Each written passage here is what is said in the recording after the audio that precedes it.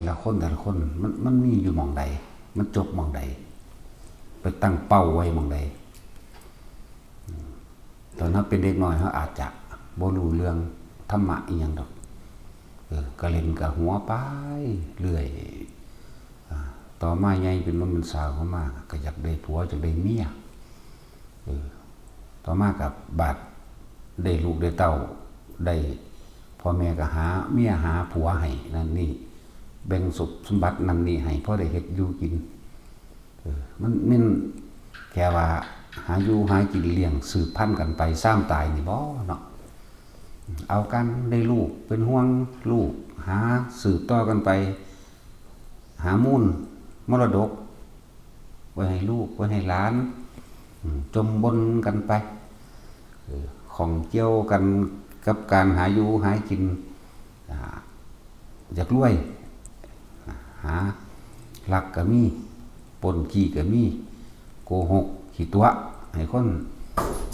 ผู้อื่นเสียชีวิตหรือทรัพย์สินหรือเพื่อตนเองเพื่อให้ตัวเองรอดมื้อนี้ก็มีแต่ละมื้อแต่ละเว้นก็คุมุกขมักไปทำงานอันนั้นทำงานอันนี้แต่ก็มีเรื่องเล่าต่างๆในหน้างานในที่ทำงานเดี๋ยวก็สั่งผู้นั้นเดี๋ยวก็ถูกใจผู้นี้แต่ละมื้อแต่ละเว้นเฮ็ดไปหอดยามป่วยก็พาไปรักษาอุบัติเหตุก็พาไปรักษาเพราะว่าบ่ว่าผู้เป็นพ่อเป็นแม่เป็นลูกเป็นเต้าหรือในตระกูลวงเครือญาติตายก็ให้ห้องน้ำกันเผาทิ่มนี่แหละสรุปยอดมันสิแค่ว่าเกิดมาสืบพันธุ์หาอยู่หากินกันไปซ้ำตายจุดหมายอันสูงสุดของชีวิตแต่ถือว่าเรื่องของร่างกายนี่ที่พวกเจ้าสิฮักกันเป็นห่วงกันปานใดก็สร้างสุดท้ายก็ตายจากกัน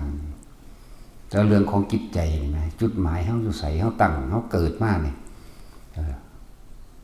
มันแค่หาอยู่หากินไปสืบพันธุ์กันไปเอาลูกเอาหลานไปตายไปเท่านี้บ่เรื่องเฮ็ดจังใดสิออกจากความเกิดเฮ็ดจังใดสิออกจากความได้เกิดมาหาอยู่หากินอีกเกิดมาเป็นนั่นเป็นนี่เพื่อนั่นเพื่อนี่อีกเห็นไหมเฮ็ดจังใดเฮาสิหลุดสิพ้นออกจากวงจรเกิดมาหากินซ้ำตาย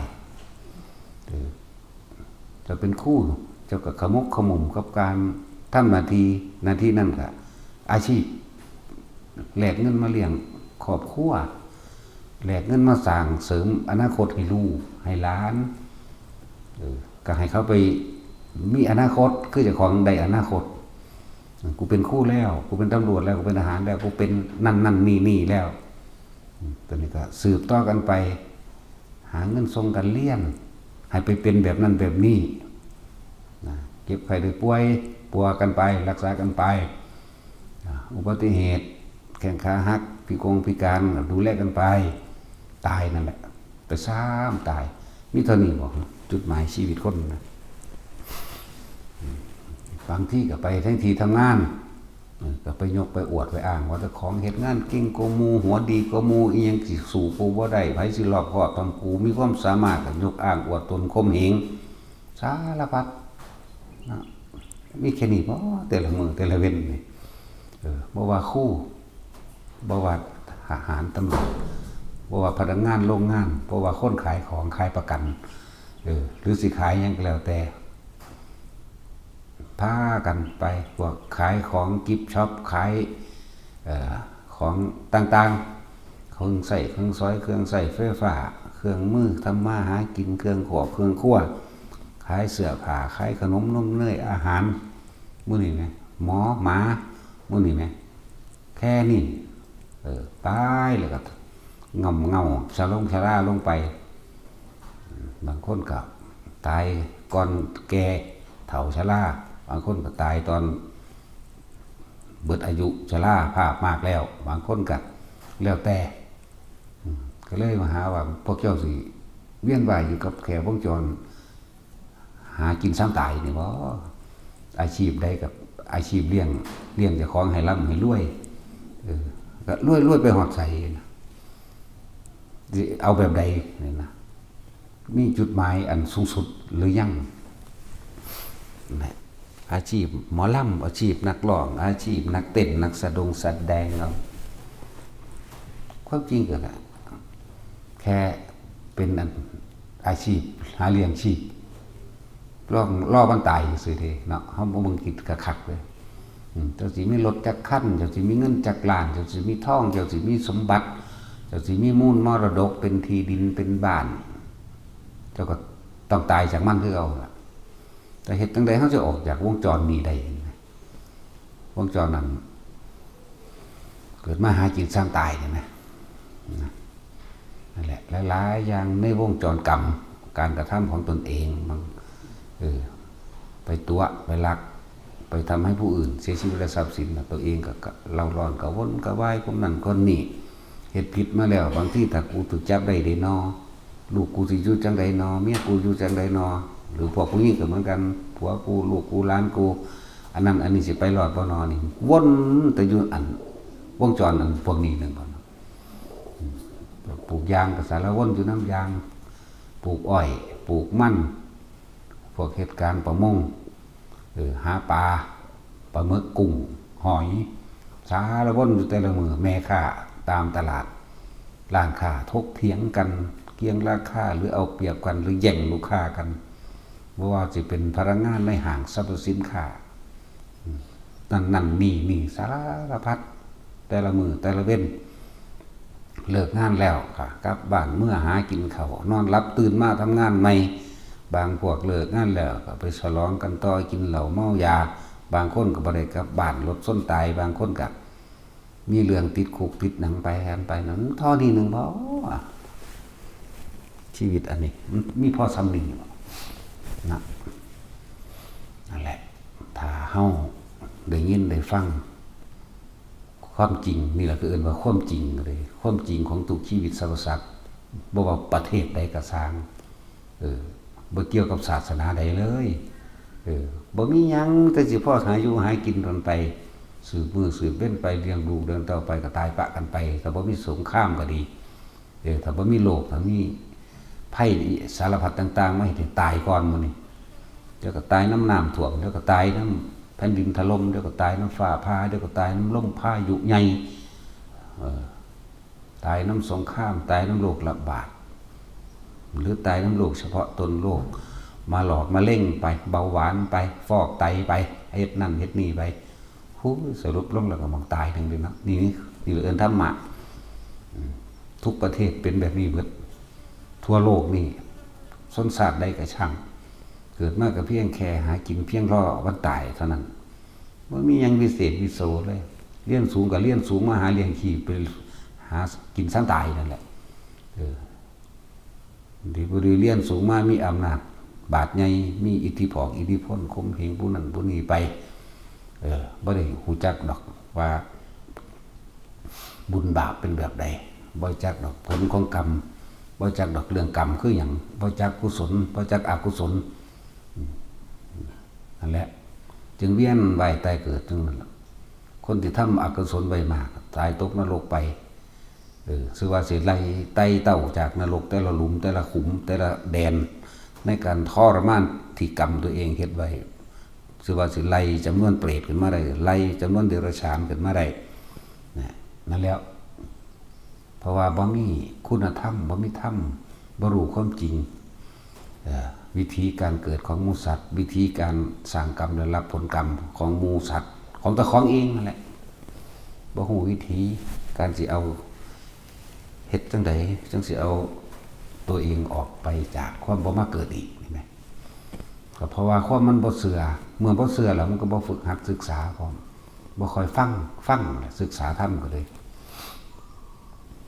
ฟังมาอ่านเบิงศึกษาเบิงนั่นนี่พิจารณาตามความเป็นจริงของชีวิตเจ้าของไงคู่ก็เลี้ยนบางคนก็ตายก่อนเกษียณเนาะอาชีพคู่ก็ดีก็หาเพื่ออนาคตให้ลูกให้ต่อของเองมีอีหยังตำรวจก็เหมือนกันอีหยังก็เหมือนกันเรียนจบเพียงใดก็สร้างก็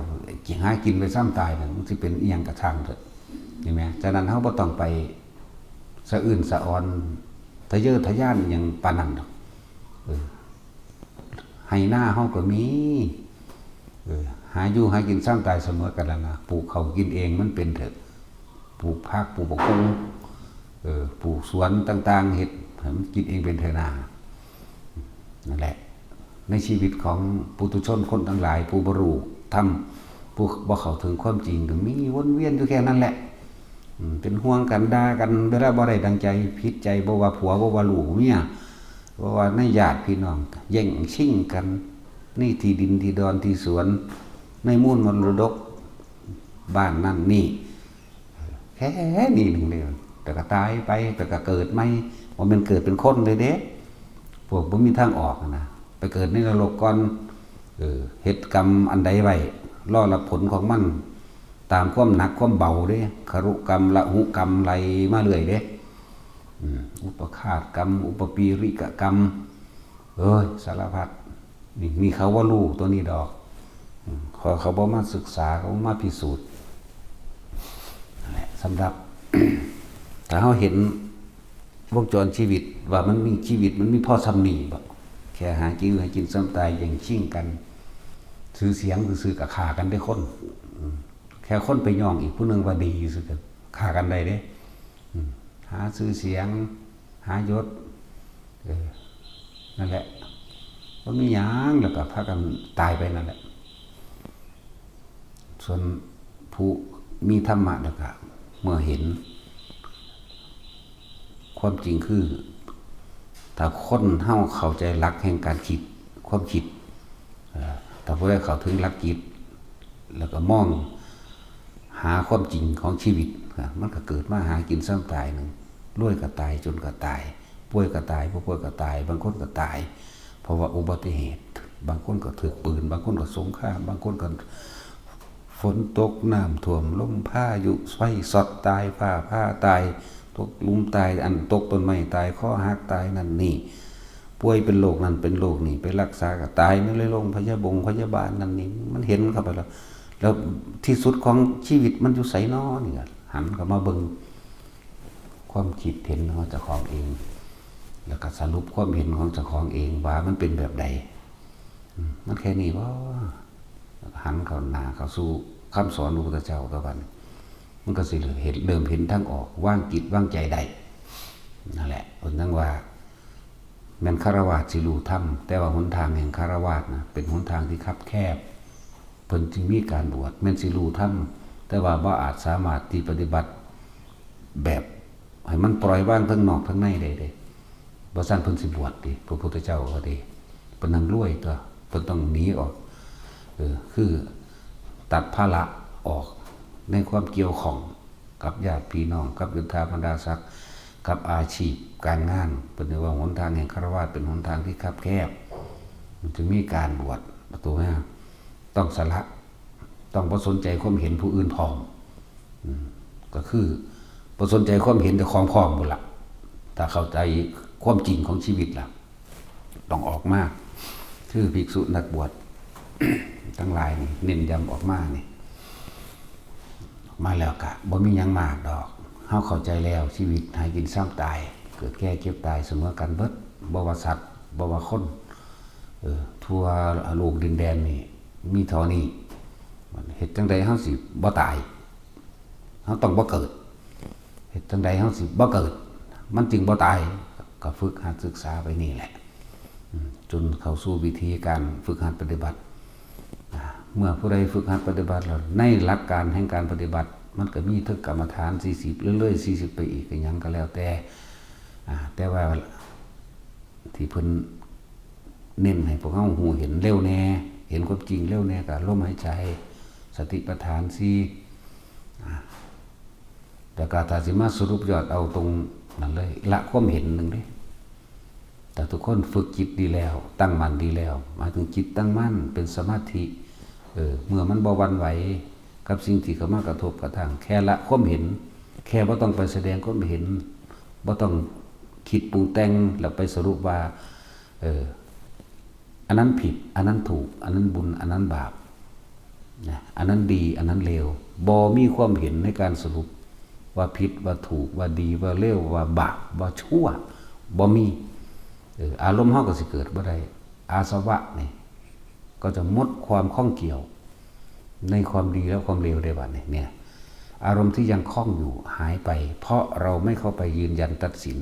ในความผิดในความถูกในความชั่วในความดีในผีในคนมักจึงว่าบ่มีสัตว์บ่มีบุคคลไม่ใช่เราไม่ใช่เขาไม่ใช่สัตว์ไม่ใช่บุคคลหายเบิดบ่มีหยังเลยบ่มีเกิดแล้วก็บ่มีตายพร้อมละความเห็นเพิ่นเอิ้นว่าจึงเอิ้นว่าอาสะเพิ่นจึงเอิ้นว่าอสังขตธรรมหมดความคิดเห็นในสิ่งทั้งหลายทั้งปวง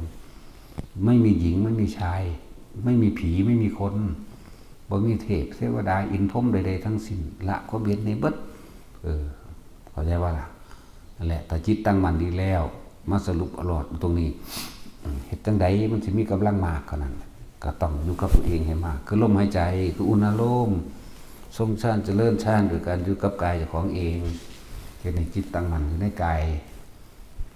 บ่ให้มันคิดฝุ่นคิดพี่ไหมมันมีกำลังมากแล้วมันก็สิเก็บตัวเงียบสิบ่อยากปากอยากเว้าสิบ่อยากแสดงความเห็นอีหยังกับไผมันสิเฝ้าสังเกตความคิดเจ้าของเองดอกนั่นแหละจิตในจิตไปเลยเฝ้าสังเกตความคิดเจ้าของถ้าเฮามีความเห็นว่าบุญว่าบาปว่าผิดว่าถูกว่าชั่วว่าดีถ้าเฮายังมีความเห็นสิ่งเหล่านี้อารมณ์เฮาก็ต้องเข้าไปของเกี่ยวเพราะว่าการคิดในสิ่งทั้งหลายทั้งปวง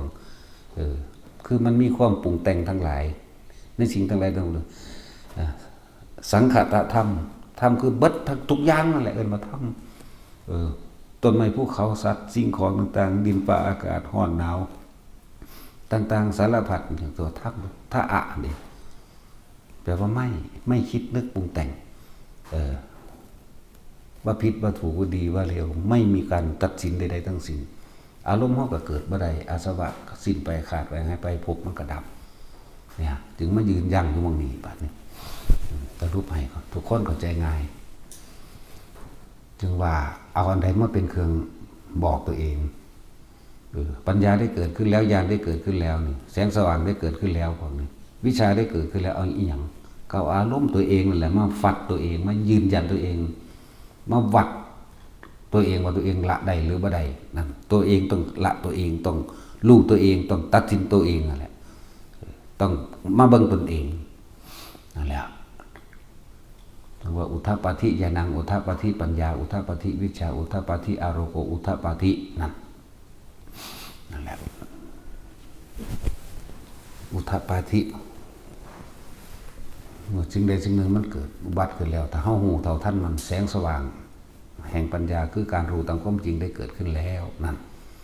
เราได้รู้แล้วอันเราได้เห็นแล้วได้รู้แล้วอันแล้วเนี่ยว่าละได้แล้วเนี่ยอุทธัปปาธิละได้แล้วบัดมันก็ขาดออกจากอารมณ์ที่ยังเข้าไปคล้องอยู่ขาดออกจากความคล้องเกี่ยวบ่เกี่ยวของกับบุคคลนั่นเพียงแต่ว่านั่นโดยสัญญาว่าเคยเป็นญาติเคยเป็นผัวเคยเป็นเมียเคยเป็นลูกเคยเป็นหลานเคยเป็นญาติต่างๆสารพัดมันก็เพียงแค่ว่าเป็นมันก็เป็นแค่ว่าเป็นสัญญาเก่าซื่อแต่ตัวใหม่เฮาบ่ปรุงนึกต่อไปอีกแม่อารมณ์มันก็เกิดบ่ได้ต่อมันก็บ่ไปเกาะกับคนนั้นคนนี้บ่มีความหวังในผัวในเมียต้องเป็นจังซี่บ่มีความหวังในลูกในเต้าเป็นซั่นจังซี่บ่มีความหวังในความอยากได้อยากดีอยากมีอยากเป็นจบลบหายเบิดเลยบัดนี้แล้วก็บ่สรุปความเห็นในผิดในถูกในดีในเลวในชั่วในผีในคนบ่มีทุกอย่างที่มันปรากฏกระทบขึ้นมาเพราะว่าที่เห็นทางตาแต่สิเว้าโดยสมมุติว่าบ่ว่าคนหญิงหรือชายเด็กน้อยผู้ใหญ่ผู้เฒ่าผู้แก่สัตว์สิ่งของต่างๆก็บ่มีความเห็นหยังมันก็บ่มีคนบ่มีสัตว์บ่มีสิ่งของหั่นแหละแต่เว้าเรื่องภายในสิเป็นเทพเทวดาอินทร์พรหมมีมาเฮาบ่ต้องไปใส่ความเห็นว่าเป็นเทพเทวดาอินทร์พรหมอีหยังดอกบ่มีความเห็นอีหยังแต่ว่ามันก็เห็นอยู่รู้อยู่นั่นแหละในผีในคนก็สร้างในสัตว์ในสิ่งของก็สร้างแต่ว่ามันไปสรุปความเห็นมันก็บ่มีความเกี่ยวนั่นตัวนั่นแหละมันก็เลยเป็นสักแต่ว่าเอาเทวดามีบ่มีแต่ก็แค่นั้นแหละมันก็เกิดไปตายคือกันนั่นแหละนี่ไหมสิว่าอีหยังกับคนมันก็เกิดมาตายคือกันสัตว์ก็เกิดมาตายคนก็หากินซ้ำตายสัตว์ก็เกิดหากินซ้ำตายเทวดาก็รับของเก่าที่ตัวเองเฮ็ดไว้ในมนุษย์ หากินซ้ำตายเหมือนกันนะเทวดาก็ดีกินของเก่านั่นแหละเหตุไว้สัตว์เดรัจฉานก็หากินซ้ำตายสัตว์นรกก็ใส่กรรมตัวเองซ้ำตายตายแล้วเกิดแล้วตายจากนักพอดขึ้นมาหาเบามันมีอย่างเลยนะละความเห็นบ่มีผิดบ่มีถูกเข้าใจว่าล่ะบ่มีผิดบ่มีถูกบ่มีดีบ่มีเลวบ่มีชงบ่มีชั่วอีหยังมันก็ว่างปราศจากความคิดนึกความรู้สึกในความพอใจและไม่พอใจก็เกิดขึ้นมาได้ก็ชื่อว่าละอารมณ์ความยินดีออกเลยบ่ของเกี่ยวกับหยังบ่มีผีบ่มีคนบ่มีสัตว์บ่มีสิ่งของบ่มีดินบ่มีฟ้าบ่มีอากาศแต่ว่ารู้เห็นได้ซื่อๆธรรมดานี่แหละหังบ่ไปมีแนะกันได้ซื่อๆการแสดงความเห็นแต่ว่าบ่สรุปความเห็นนี่แสดงความคิดเห็นให้ตัวละคนฟังแสดงความคิดเห็นอยู่แต่ว่าบ่สรุปความเห็นผิดถูกดีชั่วบ่พวกเจ้าต้องไปรู้เอาเองนะเหมือนกับเพิ่นเว้าอุปมาไว้อายตนะนั้นมีอยู่แต่ไม่มีอยู่ในอายตนะอันนี้มันนิพพานแล้วจากวันเห็นอยู่ผีสางนางไม้เทวดาเห็นอยู่คนแต่ว่ากระชั่งนั่นคือบ่มีอีหยังสิไปปรุงแต่งนึกให้เขาเป็นเช่นนั้นหรือแม้เราเป็นเช่นนี้ก็บ่มีนั่นแหละละความเห็นเข้าใจว่าละเห็นจังใดมันสิละความเห็นก็หยุดคิดนั่นแหละคำว่าละความเห็นมันก็ดีก็เลยเกาะลงไว้เด้อไผก็ดีหยุดลมหายใจไว้อยู่กับความรู้สึกในกายไว้กายเวทนาจิตจิตเวทนากายทำทั้งหลายบ่ว่านอกบ่ว่าภายในกระทบกระทั่งถ้าหาบ่คิดบ่นึกบ่ปรุงบ่แต่งมันบ่มีอีหยังเข้าไปเกาะจิตไม่มีที่ตั้งเมื่อบ่มีที่ตั้งก็ไม่มีความหวังก็บ่อารมณ์พอใจแล้วบ่พอใจมันก็เกิดขึ้นบ่ได้ครบมันก็จบลงตัวพอความรู้สึกเกิดบ่ได้วิญญาณดับวิญญาณหมายถึงบ่มีความรู้สึกบ่เข้าไปรับเอาความรู้สึกนึกพอใจแล้วไม่พอใจแหละเกาะกายไว้ไปก็ดีนึกถึงลมหายใจนึกถึงความรู้สึกที่ลมเย็นวืบเข้าวืบออกในโพรงจมูกในหูดังอยู่ของอีกนึงเด้ต่อมาถ้ามันมีความรู้สึกอันเป็นอาการปิติก็รู้ไปกับความรู้สึกในกายเวทนาในเวทนานั่นไป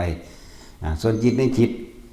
มันก็ควบคุมบ่ให้คิดออกไปนั่นแหละจิตในจิตก็เลยคิดออกไปหาธรรมคือสิ่งทั้งหลายทั้งปวงแม่นเบิดนั่นแหละพ่อเข้าใจบ่ต้นไม้ภูเขาก็เอิ้นธรรมเบิดนั่นแหละคำว่าสังขารกายสังขารหรือวัตถุต่างๆก็เอิ้นก็เป็นรูปธรรมอันเป็นวัตถุสังขารทั้งหมดบ่ว่าคนบ่ว่าสัตว์บ่ว่าสิ่งของจิตตสังขารนี่ตัวสำคัญมันเฮ็ดจังได๋สิหยุดความคิดได้นั่นแหละวิธีมันก็บอกสุดยอดให้แต่ละมื้อบอกซุมื้